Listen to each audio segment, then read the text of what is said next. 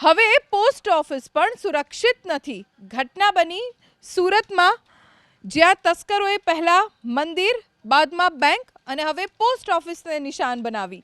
જિલ્લાના બારડોલી તાલુકાના મઢી ગામની પોસ્ટ ઓફિસમાં તસ્કરો ત્રાટક્યા, જ્યાં તિજોરીમાં ડ્રીલ મશીનથી કાણું પાડ્યું અને 45,000થી વધુની રોકડ રકમની ચોરી કરી ફરાર થઈ ગયા।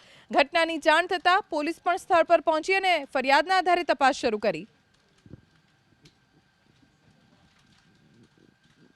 ગઈ તારીખ 18/12/2024 સાંજના 18:00 19/12/2024 સવારના 7:45 દરમિયાન કોઈ અજાણ્યા ઇસમો મઢી પોસ્ટ ઓફિસમાં આવેલ પોસ્ટ ઓફિસમાંથી રૂપિયા 45,328 રૂપિયા ચોરી કરી નાસી ગયેલ છે।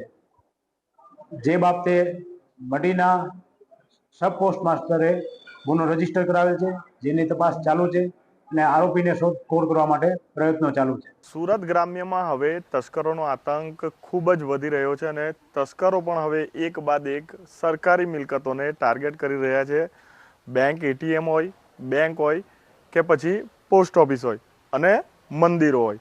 ખાસ કરીને ગઈકાલે પણ છે તે આવી જ એક ઘટના છે તે બારડોલી તાલુકાના મઢી ગામે બની છે અને મઢી ગામે જે આવેલી પોસ્ટ ઓફિસ છે તે પોસ્ટ ઓફિસને છે તે આ તસ્કરોએ નિશાન બનાવી છે। ખાસ કરીને આ જે પાછળનો ભાગ છે અને આ પાછળનો રસ્તો છે ત્યાંથી આ જે એક દરવાજો છે તેની પર તાળા તોડવામાં આવ્યા। ત્યારબાદ આ લોખંડનો જે દરવાજો છે તેનો આ નકુચાનો જે ભાગ છે તે પણ તોડવામાં આવ્યો અને ત્યારબાદ આ જે પોસ્ટ ઓફિસ છે તે પોસ્ટ ઓફિસની અંદર પ્રવેશી અને તેની અંદર જે મૂકેલી આ તિજોરી છે તે તિજોરીમાંથી ચોરી કરવામાં આવી।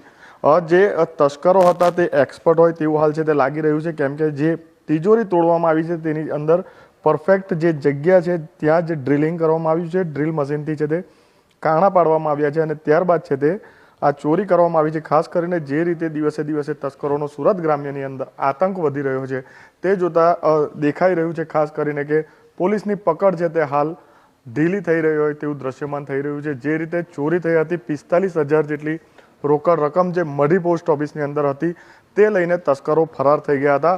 ખાસ કરીને જે રીતે 3-4 દિવસ પહેલાં પણ સુરત ગ્રામ્યની અંદર કિમ ચાર રસ્તા જે વિસ્તાર છે ત્યાં ચોરીની ઘટના બની હતી અને ત્યાં જે યુનિયન બેંક ઓફ ઇન્ડિયા છે તેને નિશાન બનાવવામાં આવ્યું હતું। 6 જેટલા લોકરો તોડવામાં આવ્યા હતા અને લોકરમાંથી 1 કરોડથી વધુની રકમ છે તે ચોરી કરી લેવામાં આવી હતી। હજુ પણ પોલીસ છે તે એ બાબતે તપાસ કરી રહી છે। ત્યારે વધુ એક ચોરીની ઘટના છે તે સુરત ગ્રામ્યની અંદર બની છે।